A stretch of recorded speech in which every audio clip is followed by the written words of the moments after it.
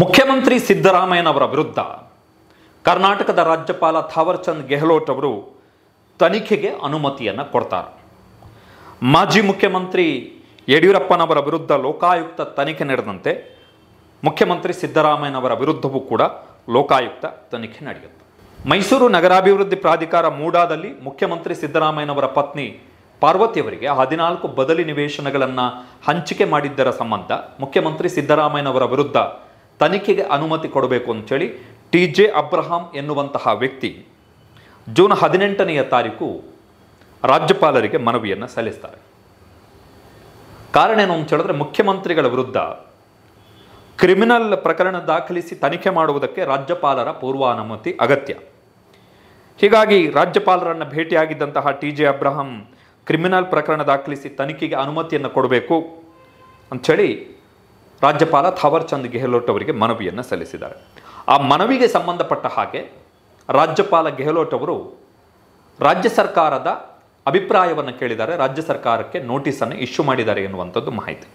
TJ Abraham ಎನ್ನುವಂತಹ ವ್ಯಕ್ತಿಯ ಆರೋಪ ಏನು ಅಂತ ಹೇಳಿದ್ರೆ, ಮುಖ್ಯಮಂತ್ರಿ ಸಿದ್ದರಾಮಯ್ಯ ಅವರು ತಮ್ಮ ಅಧಿಕಾರವನ್ನು ದುರುಪಯೋಗಪಡಿಸಿಕೊಂಡು ಪತ್ನಿ ಹೆಸರಲ್ಲಿ 14 ಬದಲಿ ನಿವೇಶನಗಳನ್ನು ಪಡೆದಿದ್ದಾರೆ. ಇದರಿಂದ ರಾಜ್ಯದ ಬೊಕ್ಕಸಕ್ಕೆ 55 ಕೋಟಿ ರೂಪಾಯಿ ನಷ್ಟ ಆಗಿದೆ. ಈ ಹಿನ್ನೆಲೆಯಲ್ಲಿ ಮುಖ್ಯಮಂತ್ರಿ ಅವರ ವಿರುದ್ಧ ತನಿಖೆಗೆ ಅನುಮತಿ ಕೊಡಬೇಕು ಅಂತೇಳಿ 26 ಪುಟಗಳ ದೂರನ್ನು TJ ಅಬ್ರಹಾಂ ಎನ್ನುವಂತಹ ವ್ಯಕ್ತಿ ಸಲ್ಲಿಕೆ ಮಾಡ್ತಾರೆ. 2008ರಿಂದ ಮೊದಲ ಬಾರಿಗೆ ಯಡಿಯೂರಪ್ಪನವರು ಮುಖ್ಯಮಂತ್ರಿ ಆಗಿದ್ದಂತಹ ಸಂದರ್ಭದಲ್ಲಿ ಆಗ ರಾಜ್ಯಪಾಲರಾಗಿದ್ದಂತಹ ಹಂಸರಾಜ್ ಭಾರದ್ವಾಜ್ ಅವರು ಯಡಿಯೂರಪ್ಪ ಅವರ ವಿರುದ್ಧದ ತನಿಖೆಗೆ ಅನುಮತಿಯನ್ನು ಕೊಟ್ಟಿದ್ದರು. ಆದರೆ ಯಡಿಯೂರಪ್ಪನವರ ಅವಧಿಯಲ್ಲಿ ಆಗಿದ್ದಂತಹ ಪ್ರಕರಣಕ್ಕೂ CM ಸಿದ್ದರಾಮಯ್ಯನವರ ಪತ್ನಿ ಪಾರ್ವತಿಯವರು 14 ಬದಲಿ ಮೂಡಾ ನಿವೇಶನಗಳನ್ನು ಪಡೆದಿದ್ದಕ್ಕೂ ಅಜಗಜಾಂತರ ವ್ಯತ್ಯಾಸ ಇದೆ. ಯಡಿಯೂರಪ್ಪ ತಾವು 2006ರಲ್ಲಿ ಉಪಮುಖ್ಯಮಂತ್ರಿಯಾಗಿದ್ದಂತಹ ಸಂದರ್ಭದಲ್ಲಿ ಡಿನೋಟಿಫಿಕೇಶನ್ ಅನ್ನು ಮಾಡಿರುವಂಥದ್ದು, ಮತ್ತು 2008ರಿಂದ 2011ರವರೆಗೆ ಮುಖ್ಯಮಂತ್ರಿ ಆಗಿದ್ದಂತಹ ಸಂದರ್ಭದಲ್ಲಿ ಅಧಿಕಾರವನ್ನು ದುರ್ಬಳಕೆ ಮಾಡಿಕೊಂಡಿದ್ದರ ಬಗ್ಗೆ ನೇರವಾಗಿ ಸಾಕ್ಷ್ಯಗಳನ್ನು ದೂರುದಾರರು ನ್ಯಾಯಾಲಯಕ್ಕೆ ಸಲ್ಲಿಸಿದರು. ಹೀಗಾಗಿ ಅವರ ವಿರುದ್ಧ ತನಿಖೆಗೆ ಅನುಮತಿಯನ್ನು ಕೊಡಲಾಯಿತು. ಆದರೆ CM ಸಿದ್ದರಾಮಯ್ಯನವರ ಪತ್ನಿ ಪಾರ್ವತಿಯವರಿಗೆ 14 ಬದಲಿ ನಿವೇಶನಗಳನ್ನು ಹಂಚಿಕೆ ಮಾಡಿದ್ದರ ಬಗ್ಗೆ ಮೂಢ ನಿರ್ಧಾರ ತೆಗೆದುಕೊಂಡಿದ್ದು ಯಾವಾಗ? 2021ರಲ್ಲಿ. ಆಗ ಕರ್ನಾಟಕದಲ್ಲಿ ಇದ್ದಂತಹ ಸರ್ಕಾರ ಯಾರದ್ದು? ಬಸವರಾಜ ಬೊಮ್ಮಾಯಿ ಅವರ ನೇತೃತ್ವದ BJP ಸರ್ಕಾರ.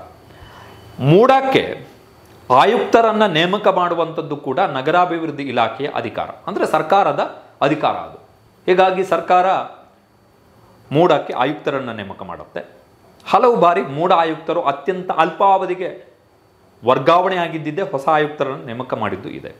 ಸೊ 2021ರಲ್ಲಿ ಬಸವರಾಜ ಬೊಮ್ಮಾಯಿ ಅವರು ಮುಖ್ಯಮಂತ್ರಿ ಆಗಿದ್ದಂಥ ಸಂದರ್ಭದಲ್ಲಿ ಮೂಡ 14 ಬದಲಿ ನಿವೇಶನಗಳನ್ನು ಹಂಚಿಕೆ ಮಾಡುವುದರ ಸಂಬಂಧ ನಿರ್ಧಾರವನ್ನು ತೆಗೆದುಕೊಳ್ಳು. ಇನ್ನು ಮೂಡಾದ ಮಂಡಳಿ ಏನಿದೆ, ಅದರಲ್ಲಿ ಮೈಸೂರು ನಗರಕ್ಕೆ ಒಳಪಟ್ಟಂತಹ 6 ಮಂದಿ ಶಾಸಕರಿದ್ದಾರೆ. 2021ರಲ್ಲಿ ಸಿದ್ದರಾಮಯ್ಯನವರ ಪತ್ನಿ ಪಾರ್ವತಿ ಅವರಿಗೆ 14 ಬದಲಿ ನಿವೇಶನಗಳನ್ನು ಹಂಚಿಕೆ ಮಾಡುವಂತಹ ಸಂದರ್ಭದಲ್ಲಿ ಆ 6 ಶಾಸಕರ ಪೈಕಿ 3 BJPಯವರಿದ್ದರು. 3 BJP, ಚಾಮರಾಜ, ಕೃಷ್ಣರಾಜ ಮತ್ತು ನಂಜನಗೂಡು ವಿಧಾನಸಭಾ ಕ್ಷೇತ್ರ 3 BJPಯವರಿದ್ದರು. 2 JDSನವರಿದ್ದರು, T. ನರಸೀಪುರ ಮತ್ತು ಚಾಮುಂಡೇಶ್ವರಿ. ಕಾಂಗ್ರೆಸ್ನ ಒಬ್ಬ ಶಾಸಕ ನರಸಿಂಹರಾಜ ಕ್ಷೇತ್ರ, ಜೊತೆಗೆ 2 MLCಗಳಿದ್ದರು. ಅದ್ರ ಜೊತೆಗೆ ಆ ಮೂಡಾದ ಬೋರ್ಡಿಗೆ, ಮಂಡಳಿಗೆ ನಗರಾಭಿವೃದ್ಧಿ ಇಲಾಖೆಯೇ 4 ಸದಸ್ಯರನ್ನು ನಾಮನಿರ್ದೇಶನ ಕೂಡ ಮಾಡುತ್ತೆ. ಸರ್ಕಾರದಿಂದ ನೇಮಕಗೊಂಡಂತಹ ಸದಸ್ಯರು, ನಾಮನಿರ್ದೇಶಿತ ಸದಸ್ಯರು. ಸೊ ಸರ್ಕಾರದ ಮತ್ತು BJP ಅಪ್ಪರ್ ಹ್ಯಾಂಡೇ 2021ರಲ್ಲಿ ಇದ್ದಿತ್ತು. ಮೂಡಾದಲ್ಲಿ ಸಿದ್ದರಾಮಯ್ಯನವರ ಪತ್ನಿ ಪಾರ್ವತಿ ಅವರಿಗೆ ನಿವೇಶನಗಳ ಹಂಚಿಕೆ ಮಾಡುವಂಥ ಸಂದರ್ಭದಲ್ಲಿ. ಹೀಗಾಗಿ ಆಗ ಸಿದ್ದರಾಮಯ್ಯನವರು ಇದ್ದಿದ್ದು ವಿರೋಧ ಪಕ್ಷದಲ್ಲಿ. ಹೀಗಾಗಿ ವಿರೋಧ ಪಕ್ಷದಲ್ಲಿದ್ದಂತಹ ಸಿದ್ದರಾಮಯ್ಯನವರು ತಮ್ಮ ಪತ್ನಿಗೆ ಮೂಡ 14 ಬದಲಿ ನಿವೇಶನಗಳನ್ನು ಹಂಚಿಕೆ ಮಾಡುವಾಗ ಹೇಗೆ ಅಧಿಕಾರ ದುರ್ಬಳಕೆ ಮಾಡಿಕೊಂಡ್ರು ಎನ್ನುವಂಥದ್ದನ್ನು ಕಾನೂನಾತ್ಮಕವಾಗಿ ಹೇಗೆ ವಿವರಣೆ ಕೊಡಲಿಕ್ಕೆ ಸಾಧ್ಯ? TJ ಅಬ್ರಹಾಂ ಎನ್ನುವಂತಹ ವ್ಯಕ್ತಿ ಹೇಗೆ ಇದನ್ನು ಜಸ್ಟಿಫೈ ಮಾಡಿಕೊಳ್ಳಿಕ್ಕೆ ಸಾಧ್ಯ? ಜಸ್ಟ್ ಬಿಕಾಸ್ ಸಿದ್ದರಾಮಯ್ಯನವರು ಈಗ ಮುಖ್ಯಮಂತ್ರಿ ಆಗಿದ್ದರು ಎನ್ನುವಂತಹ ಒಂದೇ ಒಂದು ಕಾರಣಕ್ಕೋಸ್ಕರ 2021ರಲ್ಲಿ ಬೇರೆ ಪಕ್ಷ ಅಧಿಕಾರದಲ್ಲಿದ್ದಂತಹ ಸಂದರ್ಭದಲ್ಲಿ ತೆಗೆದುಕೊಂಡಂತಹ ನಿರ್ಧಾರಕ್ಕೆ ಈಗಿನ ಮುಖ್ಯಮಂತ್ರಿಯನ್ನು ಹೇಗೆ ಹೊಣೆಗಾರರನ್ನಾಗಿ ಮಾಡಲಿಕ್ಕೆ ಸಾಧ್ಯ? Point number 1. ಬೋರ್ಡಿದ್ದು ಲೆಕ್ಕಾಚಾರ ಹೇಳಿದ್ವಿ. ಬೋರ್ಡ್ನಲ್ಲಿ BJP ಮತ್ತು JDSನ ಶಾಸಕರೇ ಅಧಿಕ ಸಂಖ್ಯೆಯಲ್ಲಿದ್ದರು. ಜೊತೆಗೆ ಮೂಡಕ್ಕೆ ಆಯುಕ್ತರನ್ನು ನೇಮಕ ಮಾಡುವಂಥದ್ದು ಸರ್ಕಾರ. ಅದರ ಜೊತೆಗೆ ಮೂಡಕ್ಕೆ 4 ನಾಮನಿರ್ದೇಶಿತ ಸದಸ್ಯರನ್ನು ನೇಮಕ ಮಾಡುವಂಥದ್ದು ಕೂಡ ರಾಜ್ಯ ಸರ್ಕಾರವೇ. ಮೂಡ 2021ರಲ್ಲಿ 14 ಬದಲಿ ನಿವೇಶನಗಳನ್ನು ಹಂಚಿಕೆ ಮಾಡುವಂತಹ ಸಂದರ್ಭದಲ್ಲಿ ಕಾರಣವನ್ನು ಕೊಡುತ್ತೆ. ಏನು ಅಂತ ಹೇಳಿದ್ರೆ, ಪಾರ್ವತಿ ಅವರಿಗೆ ಸೇರಿದಂತಹ 3 ಎಕರೆ ಜಮೀನನ್ನು ನಾವು ಅಕ್ರಮವಾಗಿ ಅನುಮತಿ ಇಲ್ಲದೆ ಬಳಸಿಕೊಂಡಿದ್ದರ ಕಾರಣಕ್ಕೋಸ್ಕರ ನಾವೀಗ ಬದಲಿ ನಿವೇಶನವನ್ನು ಮಂಜೂರು ಮಾಡ್ತೀವಿ. ತಪ್ಪೊಪ್ಪಿಗೆ ರೂಪದಲ್ಲಿ ನಾವು ಬದಲಿ ನಿವೇಶನಗಳನ್ನು ಮಂಜೂರು ಮಾಡ್ತಾ ಇದ್ದೀವಿ. ಇಲ್ಲಿ ಇನ್ನೊಂದು ಪ್ರಮುಖ ಅಂಶ ಇದೆ. ಏನು ಅಂತ ಹೇಳಿದ್ರೆ, 2013ರಿಂದ 2018 ಮೇವರೆಗೆ ಸಿದ್ದರಾಮಯ್ಯನವರು ಮುಖ್ಯಮಂತ್ರಿ ಆಗಿದ್ದರು ಮೊದಲ ಅವಧಿಯಲ್ಲಿ. 2014ರಲ್ಲಿ ಸಿದ್ದರಾಮಯ್ಯನವರು ಮೊದಲ ಅವಧಿಗೆ ಮುಖ್ಯಮಂತ್ರಿಯಾದ ಒಂದೇ ವರ್ಷದಲ್ಲಿ 2014ರಲ್ಲಿ ಸಿದ್ದರಾಮಯ್ಯನವರ ಪತ್ನಿ ಪಾರ್ವತಿಯವರು ಮೂಡಕ್ಕೆ ಬದಲಿ ನಿವೇಶನಕ್ಕಾಗಿ ಅರ್ಜಿಯನ್ನು ಸಲ್ಲಿಸ್ತಾರೆ. ಆದರೆ 2018ರವರೆಗೆ ಅಂದರೆ ಸಿದ್ದರಾಮಯ್ಯನವರು ಮೊದಲ ಅವಧಿ ಮುಗಿಯುವವರೆಗೂ ಕೂಡ ಮೂಡ ಬದಲಿ ನಿವೇಶನವನ್ನು ಹಂಚಿಕೆ ಮಾಡಿಲ್ಲ. ಬದಲಿಗೆ ಹಂಚಿಕೆ ಮಾಡಿದ್ದು ಯಾವಾಗ? 2021ರಲ್ಲಿ BJP ಅಧಿಕಾರದಲ್ಲಿದ್ದಂತಹ ಸಂದರ್ಭದಲ್ಲಿ. ಇದರ ಜೊತೆಗೆ ಇನ್ನೊಂದು ಇಂಟ್ರೆಸ್ಟಿಂಗ್ ಪಾಯಿಂಟ್ ಏನು ಅಂತ ಹೇಳಿದ್ರೆ, ಬದಲಿ ನಿವೇಶನಗಳನ್ನು ಕೊಡಬೇಕು 50-50 ಅನುಪಾತದಲ್ಲಿ ಬಳಸಿಕೊಂಡ ಭೂಮಿಯ ವಿಸ್ತೀರ್ಣದ ಅರ್ಧದಷ್ಟು ಪ್ರಮಾಣವನ್ನು ಬದಲಿ ನಿವೇಶನಗಳ ರೂಪದಲ್ಲಿ ಹಂಚಿಕೆ ಮಾಡಬೇಕು ಇನ್ ಕೇಸ್ ಲೇಔಟಿಗೆ ಭೂಮಿಯನ್ನು ಸ್ವಾಧೀನಪಡಿಸ್ಕೊಂಡಿದ್ರೆ ಎನ್ನುವಂತಹ ತೀರ್ಮಾನವನ್ನು ಮೂಡ ತೆಗೆದುಕೊಂಡಿದ್ದು 2020ರಲ್ಲಿ. ಆಗಲೂ ಕೂಡ ಕರ್ನಾಟಕದಲ್ಲಿ BJP ಸರ್ಕಾರವೇ ಇತ್ತು. ಆಗಲೂ ಕೂಡ ಮೂಡ ಮಂಡಳಿಯಲ್ಲಿ BJP ಶಾಸಕರ ಮೇಲುಗೈಯೇ ಇತ್ತು. ಆಗಲೂ ಕೂಡ ಮೂಡಕ್ಕೆ ಆಯುಕ್ತರನ್ನು ನೇಮಕ ಮಾಡ್ತಿದ್ದಿದ್ದು ರಾಜ್ಯ ಸರ್ಕಾರವೇ, ಅಂದರೆ ಆಗ BJP ಸರ್ಕಾರ ಅಧಿಕಾರದಲ್ಲಿತ್ತು. 2020ರಲ್ಲಿ ಮೂಡ ತೆಗೆದುಕೊಂಡಂಥ ಈ 50-50 ಸೂತ್ರ ಏನಿತ್ತು ಅದನ್ನು ಕಳೆದ ವರ್ಷ ಅಧಿಕಾರಕ್ಕೆ ಬಂದಂಥ 2023ರಲ್ಲಿ ಅಧಿಕಾರಕ್ಕೆ ಬಂದಂತಹ ಸಿದ್ದರಾಮಯ್ಯನವರ ಸರ್ಕಾರ ನವೆಂಬರ್ನಲ್ಲಿ ರದ್ದುಗೊಳಿಸಿತು. ಮೂಡಾದ ನಿರ್ಧಾರವನ್ನು ಕಳೆದ ವರ್ಷದ ನವೆಂಬರ್ನಲ್ಲಿ ಸಿದ್ದರಾಮಯ್ಯನವರ ಸರ್ಕಾರ ರದ್ದುಗೊಳಿಸಿತು. ಅಂದರೆ BJP ಅವಧಿಯಲ್ಲಿ ಜಾರಿಯಾಗಿದ್ದಂಥ ಈ 50-50 ಸೂತ್ರ ಏನಿದೆ ಅದನ್ನು ರದ್ದುಗೊಳಿಸಲಾಯಿತು. ಇನ್ನೊಂದು ಪ್ರಮುಖ ಅಂಶ ಏನು ಅಂತ ಹೇಳಿದ್ರೆ, ಈಗಾಗಲೇ CM ಸಿದ್ದರಾಮಯ್ಯನವರು 2006ರಿಂದ ಕಳೆದ 19 ವರ್ಷಗಳಲ್ಲಿ 2006ರಿಂದ 2024ರ ಜುಲೈ 15ನೆಯ ತಾರೀಕಿನವರೆಗೆ, ಅಂದರೆ ಕಳೆದ ತಿಂಗಳ 15ನೆಯ ತಾರೀಕಿನವರೆಗೆ 19 ವರ್ಷಗಳ ಅವಧಿಯಲ್ಲಿ ಮೂಡ ಮಾಡಿಕೊಂಡಿರುವಂತಹ ಭೂಸ್ವಾಧೀನ, ಮೂಡ ನಿರ್ಮಿಸಿರುವಂತಹ ಲೇಔಟುಗಳು, ನಿವೇಶನಗಳ ಹಂಚಿಕೆ ಆಗಿರುವಂಥದ್ದು, ಬದಲಿ ನಿವೇಶನಗಳ ಹಂಚಿಕೆ, ಯಾರಿಗೆ ಅಕ್ರಮವಾಗಿ ನಿವೇಶನವನ್ನು ಹಂಚಿಕೆ ಮಾಡಲಾಗಿದೆ, ಯಾರಿಗೆ ಅಕ್ರಮವಾಗಿ ಬದಲಿ ನಿವೇಶನಗಳ ಹಂಚಿಕೆ ಮಾಡಲಾಗಿದೆ, ಇದರ ಬಗ್ಗೆ ಸಂಪೂರ್ಣ ತನಿಖೆಯನ್ನು ಮಾಡಿ ವರದಿಯನ್ನು ಒಪ್ಪಿಸಬೇಕು ಅಂತೇಳಿ ನಿವೃತ್ತ ನ್ಯಾಯಮೂರ್ತಿ PN ದೇಸಾಯಿ ಅವರ ನೇತೃತ್ವದಲ್ಲಿ ಈಗಾಗಲೇ ತನಿಖಾ ಆಯೋಗವನ್ನು ಕೂಡ ರಚನೆ ಮಾಡಿದೆ.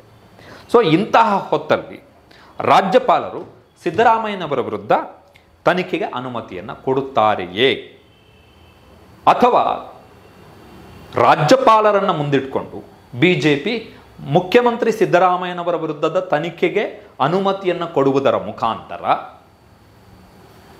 ಕಾಂಗ್ರೆಸ್ ಸರ್ಕಾರವನ್ನು ಅಸ್ಥಿರಗೊಳಿಸುವ ಅಥವಾ ಬೀಳಿಸುವಂತಹ ಹುನ್ನಾರವನ್ನು ಮಾಡ್ತಾ ಇದೆ.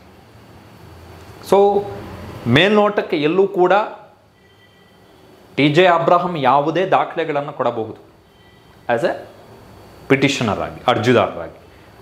TJ ಅಬ್ರಹಂ ಕೊಟ್ಟಂತಹ ದಾಖಲೆಗಳೆಲ್ಲವೂ ಸತ್ಯ ಇದೆ ಅಂಥೇಳಿ ನಂಬಕ್ಕೂ ಆಗಲ್ಲ. ಬಿಕಾಸ್ ಅವು ಎಲ್ಲವೂ ಕೂಡ ಕಾನೂನಿನ ಪ್ರಕ್ರಿಯೆಯ ಒಳಗಡೆ ಪರಿಶೀಲನೆಗೆ ಒಳಪಡಬೇಕಾಗುತ್ತೆ.